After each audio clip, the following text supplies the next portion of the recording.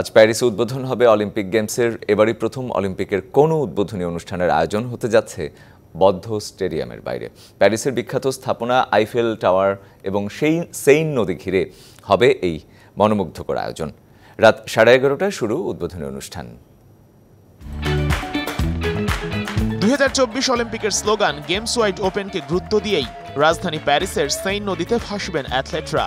প্রায় 7,000-এর মতো বিভিন্ন ডিসিপ্লিনের অ্যাথলেট 85টি তরিতে চেপে অস্টারলিস সেতু থেকে যাত্রা করে 6 কিলোমিটার নৌপথ পাড়ি দিয়ে পৌঁছাবেন আইফেল টাওয়ারে। সেইন নদী ঘিরে পুরো আয়োজনের পরিকল্পনা সাজিয়েছেন বিখ্যাত নাট্য নির্মাতা থমাস জলি। 42 বছর বয়সী এই নির্মাতা বিশ্বজুড়ে নন্দিত হয়েছেন তার রক অপেরা মিউজিক্যাল স্টারম্যানিয়ার সৌজন্যে।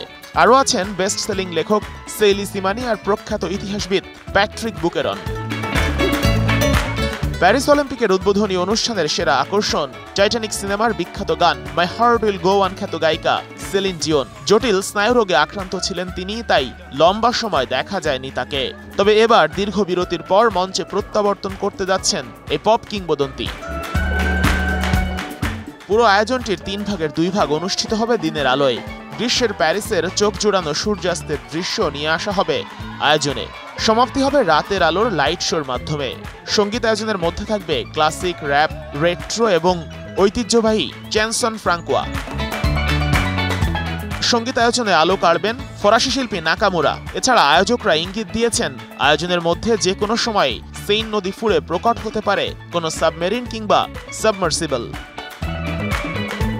এদিকে অলিম্পিক বিরোধীরাও শুরু করে দিয়েছে বিক্ষোভ। 3 শতাধিক বিক্ষোভকারী হয়েছেন সমবেত, যাদের অধিকাংশই সামাজিক এবং পরিবেশবাদী গ্রুপের সদস্য। তাদের দাবি এই অলিম্পিক গেমস সমাজ এবং পরিবেশের জন্য হুমকি স্বরূপ। অলিম্পিকের উদ্বোধনী অনুষ্ঠানে উপস্থিত থাকবেন 100-এরও বেশি রাষ্ট্র ও সরকার প্রধান। স্পর্শকাতর এই অনুষ্ঠানের নিরাপত্তা ব্যবস্থা নিয়ন্ত্রণেও তাই নেওয়া হয়েছে কড়া পদক্ষেপ। প্রায় 45,000 প্যারামিলিটারি অফিসার মোতায়েন থাকবে এই অনুষ্ঠান জুড়ে। এর সঙ্গে থাকবেন 10,000 সেনা এবং 20,000 ব্যক্তিগত নিরাপত্তা কর্মী। Sheikh Ashik, DBC news desk.